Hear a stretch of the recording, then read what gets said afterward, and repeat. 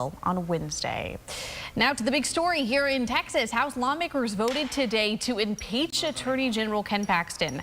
As a result, he has been immediately suspended from his job and faces a trial in the Senate. Paxton has denied any wrongdoing. Our political reporter Jack Fink has been inside the Capitol all day long. He takes us through today's debate and vote and has a reaction. Today is a very grim and difficult day for this House. Texas House members overseeing the impeachment process against Attorney General Ken Paxton laid out their case, accusing him of misusing his office and powers to benefit himself and a businessman who donated to his campaign.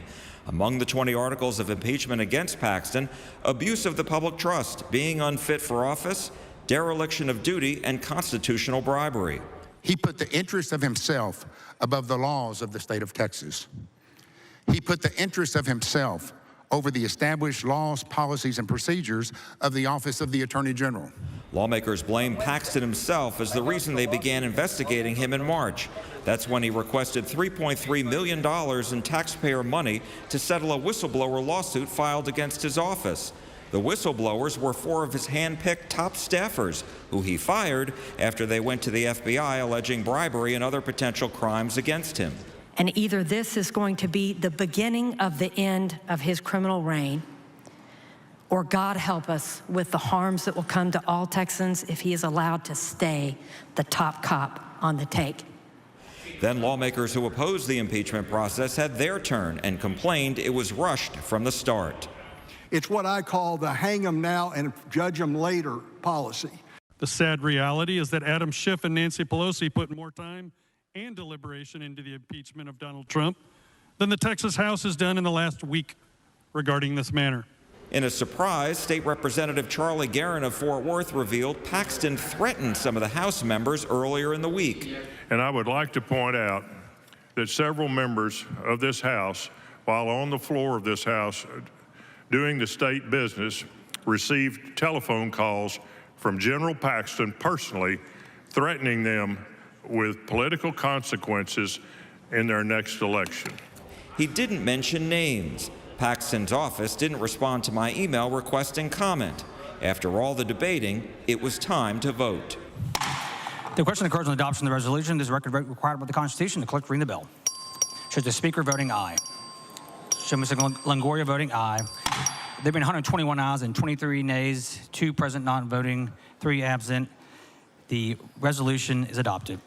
Paxton was immediately suspended from his job as top law enforcement officer pending the outcome of a trial in the Senate, where 2/3 of senators will have to remove him permanently.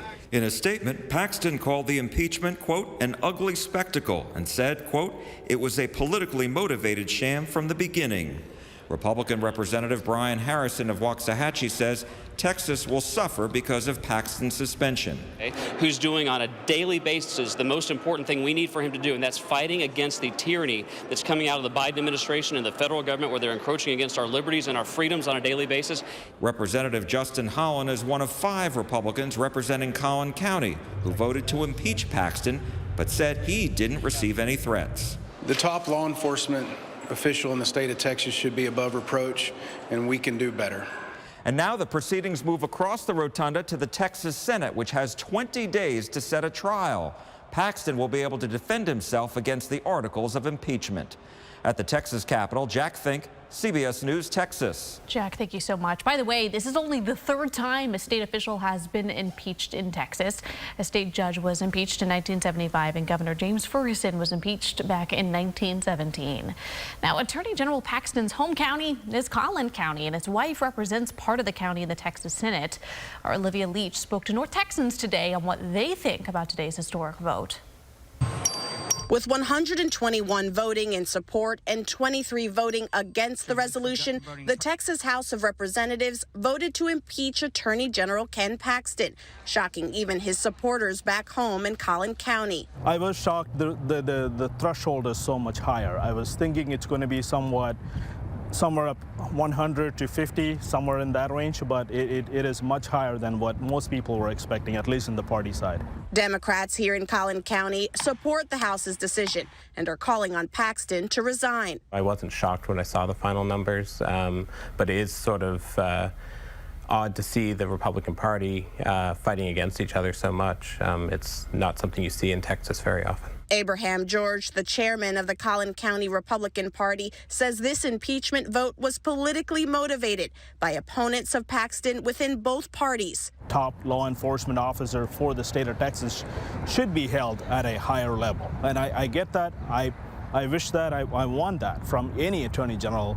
But this is also the most conservative attorney general probably in the entire country. And he has been taking arrows for that. Now both parties are anxious to hear the outcome of Paxton's trial in the Senate. It'll be interesting to see how, whether Angela Paxton, who represents some Collin County residents, whether she recuses herself.